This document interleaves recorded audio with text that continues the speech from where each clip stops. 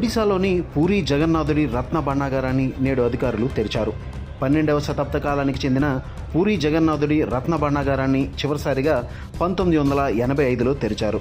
అందులో నగలు, ఎంతో విలువైన వస్తువులు ఉన్నట్లుగా 1978లో గుర్తించారు.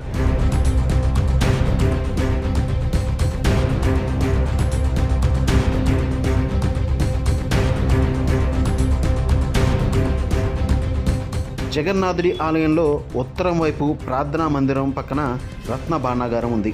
పురాతన కాలంలో వందల ఏళ్లుగా అప్పటి రాజులు, భక్తులు జగన్నాథ స్వామి ఆలయానికి సమర్పించిన విలువైన బంగారపు నగలు ఈ రత్న భాండాగారంలో ఉన్నాయి.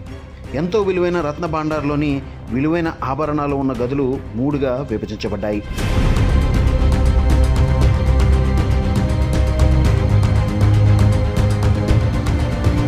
బేతర్ భాండార్లో ఈ గదిని ఇప్పటి వరకు ఎప్పుడూ ఉపయోగించలేదు. బాహర్ భాండార్ని రథయాత్ర వంటి ప్రధానమైన ఉత్సవాల సమయంలో ఎక్కువగా ఉపయోగిస్తారు. విలువైన వస్తువులన్నీ బేతర్ భాండార్లో భద్రపరచబడి ఉంటాయి. ఎంతో సురక్షితమైన ఈ గదిని తెరిచేందుకు రాష్ట్ర ప్రభుత్వ అనుమతి ఉండాల్సిందే.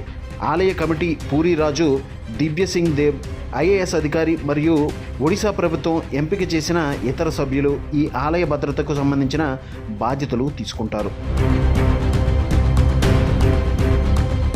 12వ శతాబ్దానికి చెందిన ఈ ఆలయాన్ని 1905లో బ్రిటిష్ పాలకుడు తనిఖీ చేయడం కోసం ఒకసారి రత్న భాండాగారాన్ని తెరిచాడు. 1978లో చివరిసారిగా ఆలయ కమిటీ మరియు ఒడిశా గవర్నర్ భగవత్ దయాల్ శర్మ నేతృత్వంలో తెరిచారు. అసలు ఈ రత్న భాండాగారంలో ఏముందంటే, 1978లో తెలిసిన వివరాల ప్రకారం రత్న భాండాగారంలోని బాహర్ భాండార్లో ఎంతో విలువైన 87 బంగారు, 62 వెండి ఆభరణాలు ఉన్నాయి. బేతర్ భాండార్లో 4364 బంగారు ఆభరణాలు మరియు 14,878 భారీ వెండి ఆభరణాలు ఉన్నాయి. ఇందులో 367 బంగారు ఆభరణాలతో పాటు విలువైన రత్నాలు, బంగారు పళ్ళాలు, వజ్రాలతో పాటు 231 విలువైన వెండి వస్తువులు ఉన్నాయి. రత్న భాండాగారం తెరవనున్న నేపథ్యంలో పూరిలోని శ్రీక్షేత్రంలో ఈవేళ ఉదయం ప్రత్యేక పూజలు నిర్వహించారు. ఆ తర్వాత లోకనాథ ఆలయంలో కూడా పూజలు చేశారు. శ్రీక్షేత్రంలో ఉన్న జగన్నాథునికి నిత్యం 119 మూలికా సేవలు జరుగుతాయి. ఈ సేవలకు ఎలాంటి అంతరాయం కలగకుండా భాండాగారం తెరిచేందుకు ఏర్పాట్లు చేశారు.